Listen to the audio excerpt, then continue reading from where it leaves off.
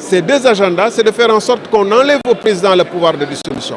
Et comme ça, quand on fera les législatives et la présidentielle ensemble, plus jamais il ne pourra remettre en cause cet agenda.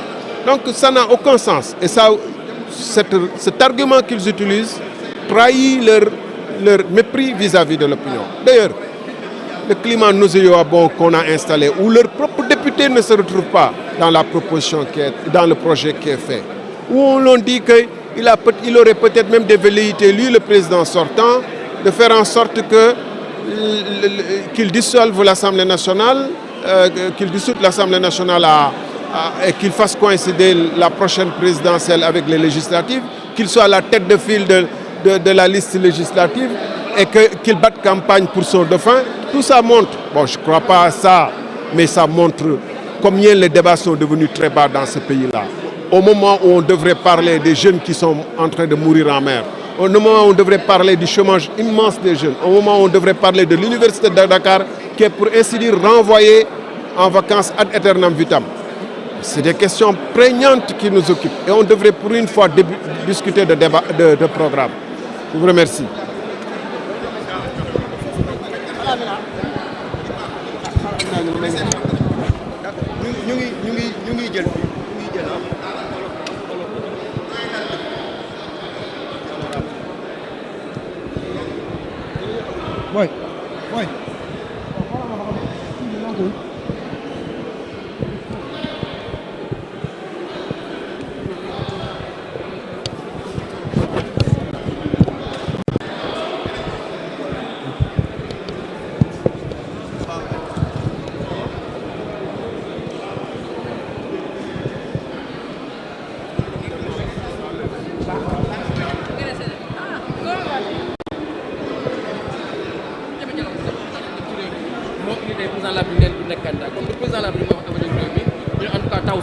On est opposé à ce texte-là. Nous voter contre quoi qu'il y ait ak lu mu mënti doon ak lu mu ñu mën coûter daañu voter contre le texte. léegi yeneen projet de loi yu ñu bëgg président bëggoon a introduire.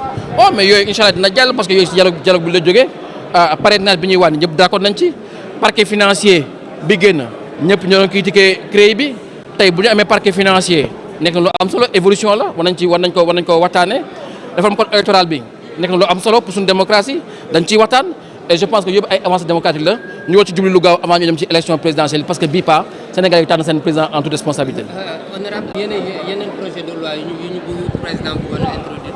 Oh mais yooyu incha allah dina jàll parce que yooyu si dialogue bi la jógee parrainage bi ñuy wàññi ñëpp d'accord nañ ci parquet financier bi génn ñëpp ñoo doon critiquer CREI bi tey bu ñu amee parquet financier nekk na lu am solo évolution la war nañ ko waxtaanee réforme code électoral bi nekk na lu am solo pour suñu démocratie dañ ciy waxtaan.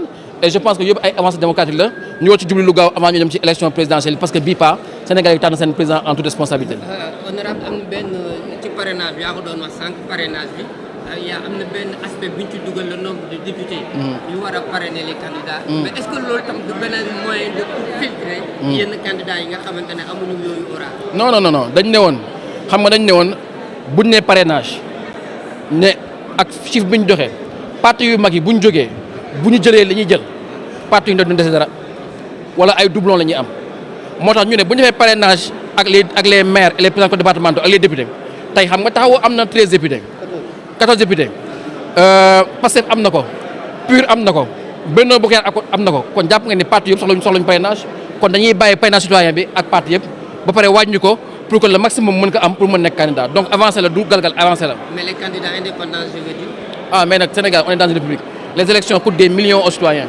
On peut se permettre ku jógee nekk candidat def sa benn 1000 voix après nga dem de sa CV na j'ai été candidat à l'élection présidentielle dugg di ut ay non ça peut pas marcher comme ça dans un pays comme président il faut avoir la représentativité et c'est un minimum je pense. Merci beaucoup honorable.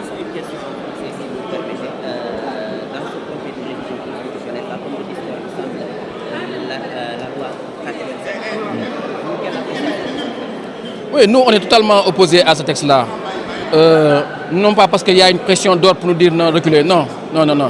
On est opposé parce qu'on nous a obtenu un exposé des motifs avec 3 bouts de phase où on nous dit qu'il faut rationaliser le calendrier électoral. C'est quelque chose qu'on ne peut plus entendre dans ce pays-là. Il faut arrêter. Si les élections doivent coûter 100 milliards par élection, il faut en faire. On a 3 élections tous les 5 ans. comment on peut nous dire que dans un pays qui vote un budget à 6 700 milliards, qu'on n'a pas de quoi faire des élections? Les élections, ce n'est pas histoire d'élire une personne, un président ou non. C'est un moment de respiration démocratique où les populations s'expriment. Nous avons dans ce pays-là une population qui explose, qui est jeune, qui est dynamique, qui est vibrante, mais qui quelquefois aussi peut être très violente. Mais si on veut que les populations puissent s'exprimer et désamorcer la radicalité, il faut qu'on multiplie les élections, qu'on multiplie les consultations populaires. Et à partir de là, on ne peut pas nous dire qu'on va besoin de rationaliser. C'est un argument fallacieux, impertinent, inconséquent. Et partant de là, nous ne soutiendrons pas ce texte-là. Quoi qu'il nous en coûte, on ne votera contre. Et c'est pour ça qu'on votera contre, en toute responsabilité, en toute maturité. Je pense que c'est un texte qui est intéressant puisqu'il y a une évolution. Aujourd'hui, on a un parrainage parlementaire qui permet aux forces politiques organisées de recourir à leurs députés ou à leurs élus, qu'ils soient maires ou présidents départementaux. C'est intéressant. Ce qui fait que les grands partis pourront sortir du parrainage citoyen et permettre à toutes les autres forces politiques d'aller sereinement au parrainage et d'éviter les doublons. On a même mis un comité de contrôle qui permet aux gens de voir le doublon avant d'arriver au conseil constitutionnel. Je pense que c'est une avancée. Maintenant, on exige 0,6 du fichier. Je pense que c'est un minimum pour quelqu'un qui veut être candidat de président du Sénégal.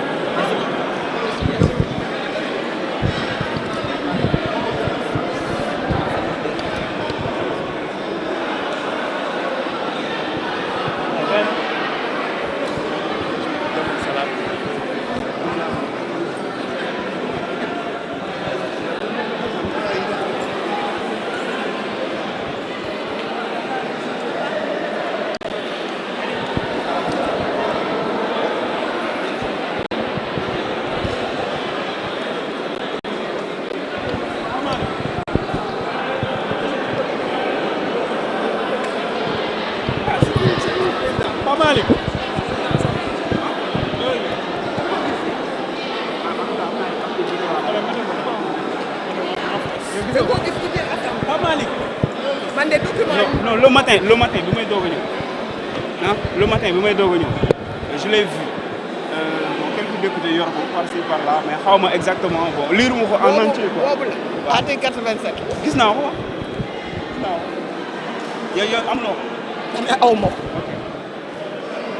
c'est bon. D'accord. Bon, je ne sais pas par où commencer. Comme vous n'avez pas vu l'article 87, allez-y. Il y a eu une polémique sur ça, sur la dissolution de l'Assemblée nationale. Le président aussi veut coupler les élections éventuellement, les présidentielles et les législatives. Quel est votre regard là-dessus?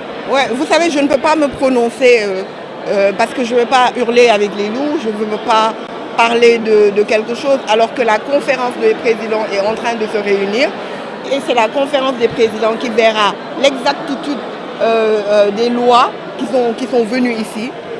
C'est à elle de voir et de venir discuter après avec la commission des lois, les groupes parlementaires, si la loi est effectivement ici, si elle est effectivement déposée, si elle est effectivement